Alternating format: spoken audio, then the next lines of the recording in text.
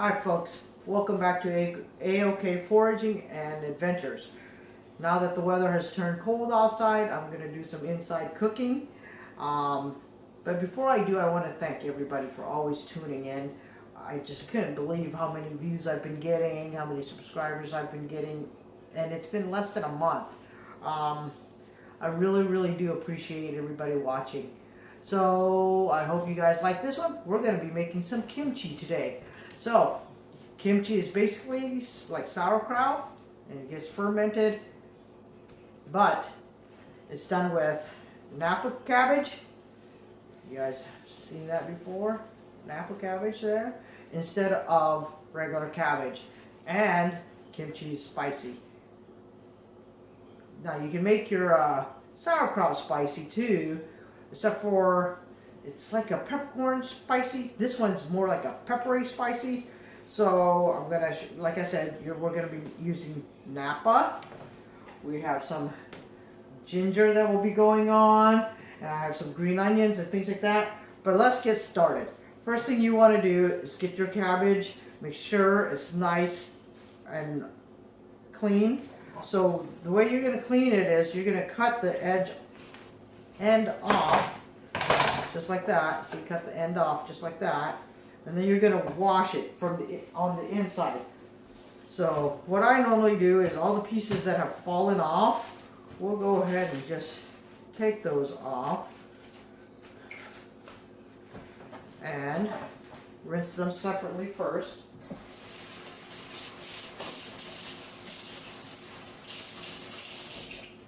And I figured you guys already knew how to wash it, so I started pre-washing already. So after that, let me turn this down a little bit.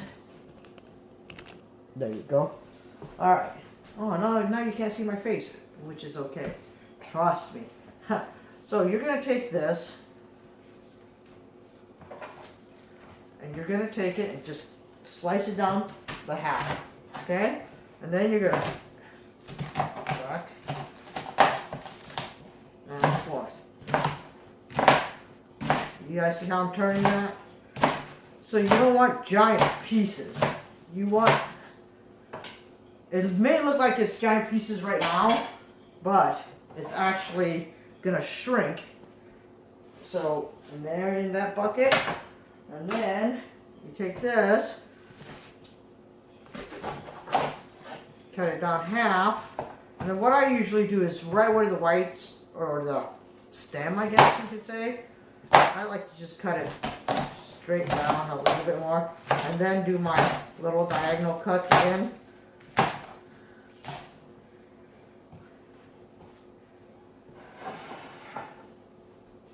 And with anything, please make sure your cooking station is clean.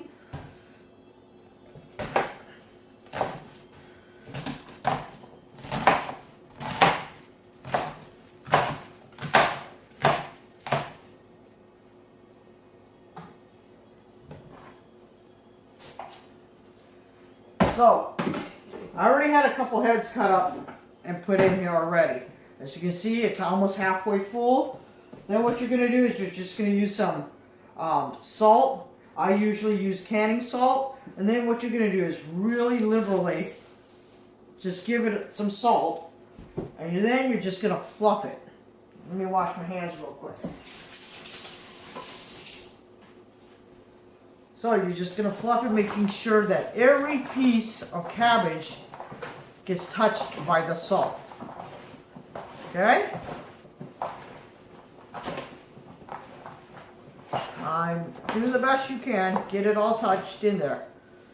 And then what you're just going to do is you're going to leave it to sweat, which means you're going to let the salt draw out the moisture out of the cabbage. You can do it overnight if you'd like. I'm only going to do it for 2 hours. So I will see you back in 2 hours.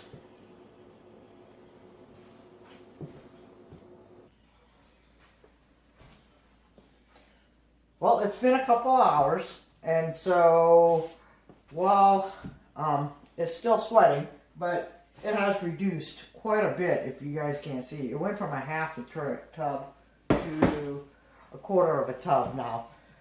So while that was sweating, or you know, the moisture was being drawn out, I went ahead and started prepping some stuff. So I have some green onions. Let me show you how I prep that. So I already rinsed it. So what you're going to do is you're just going to cut the tip off there. And then, here, let me turn that. Maybe you can see a little better. Then what you're going to do is you're just going to run the knife along the edge of this so it opens up that onion. And you're just going to cut it into inch and a half. Somewhere around there, okay? So I did that to one bunch. I don't know how many's in a bunch, but I did one bunch. So what I'm going to do, set that aside for a second. And then I already had some garlic. So with the garlic, I used almost a whole head of garlic for 3 heads of Napa. So I took that, you just peel it off. Make sure all that peeling comes off. You don't want to bite into chewy peeling because it will get chewy. Because right now it's dry, so it's crisp. But once it hits that moisture, it will get chewy and just won't make your kimchi taste right. So you're just going to slice it thin. Okay? So, and I'll set that aside. So, this is ginger. Can you tell? So, you do not have to peel this, but, like I said, it will be chewy if you don't. So, easy to peel. Just take your knife, run it down, peel it off. So once you get it all peeled off, you're just going to take and cut it into slithers. At first, they're pretty big slithers. You see? Pretty big. Right? And then you're just going to julienne them, which means finally slicing them down. You don't want them too small. You just want them thin and long.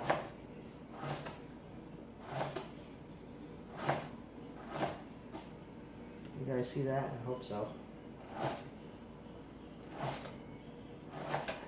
It's kind of hard to do with these gloves on, but I want everything clean right now. And we're going to be getting into the pepper here pretty soon. So, anyways. See? Alright. So then all you gotta do is move yourself over. Now, let me move this stuff so we can get you in a little closer to see what I'm doing here. There. Oh.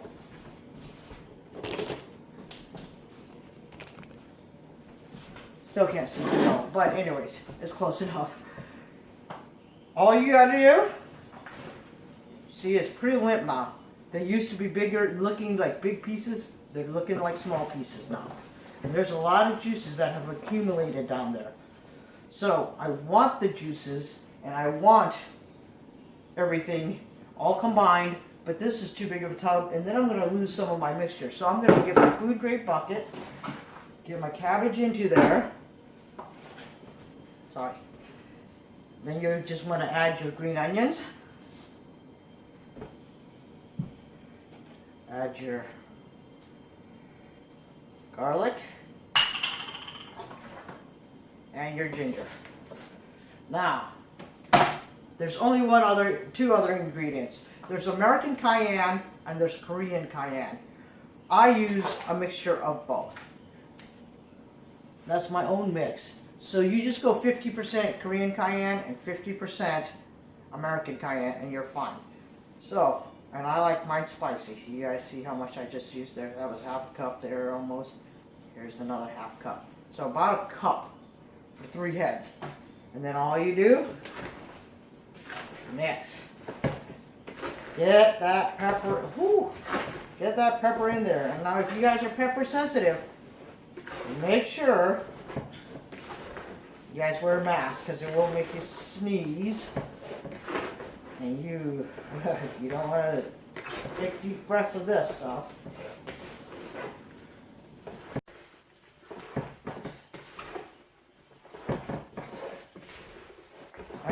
you guys can hear it sloshing. You see the juices are just going crazy now. But anyways, remember how white it was? Now look at how red it is. You see? That's how you know that you got it mixed up pretty nicely. Alright. Okay. Remember, I did not add any water. All I did was added the salt, and it started to sweat. And now look at all the juices that has come through. You guys see that? And that's all the juice that was inside the cabbage itself. I did not add any water at all.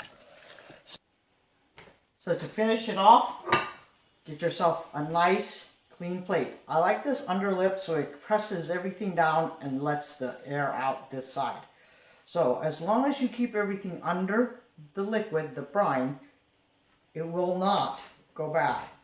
So you just push that down a little bit and the juices will come up, and then you'll get something heavy like a big bowl of water, a jug of water, or if you had a weight, you would put the weight on. You'll seal it with your lid. And then once every couple days, you're going to burp this. Let the air out because, you know, as it's fermenting, gases are going to build. But they're good gases.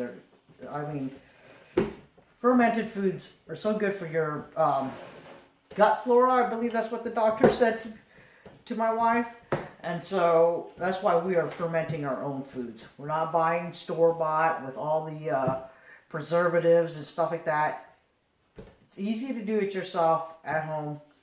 Get online, look it up, and practice makes perfect. Don't eat stuff that's moldy. You know, so just know, as long as you keep it under the brine, it will be fine. So in about a week, it should be done. All we'll do after that is we'll put it into some canning jars, go up to the top, and it should be and refrigerate. But this batch is a special batch that's going to go out to Bo and Lee, since I've been promising them some kimchi for a while and I haven't sent them any. So guys, this batch will be for you guys. I hope you guys will enjoy it. I will be back here in 1 week, you guys in a few seconds, and we'll put them in a jar and give it a taste test. Well folks, just like that, it's been a week. So each day that I've been opening up the lid to burp the kimchi, I've been tasting it. And today, it is almost perfect. And I know that it's going to keep fermenting a little bit more while it's in the jar. So I'm going to stop it. I'm going to put them in my jars, and I'm going to start refrigerating it. So all you have to do is get your kimchi. Make sure your jars are clean and everything else. Get your kimchi, plop it in. And boy, it made a lot of juices. So I don't overfill, okay? Because like I said, it's going to keep fermenting. So there's going to be a lot of juices, and there's going to be gas still building up. So that's perfect. So I'll show you about how far up I go. Right there. See that? So I encourage you to try this recipe if you like kimchi and if you like spice.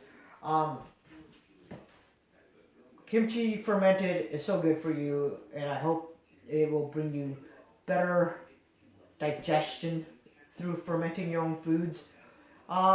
If you like this video, please subscribe, share, tell your friends about it. By all means, I'm no expert, but I am trying to share what little bit I do know, so that way we can all live a healthier life. Thanks for watching. I appreciate you all.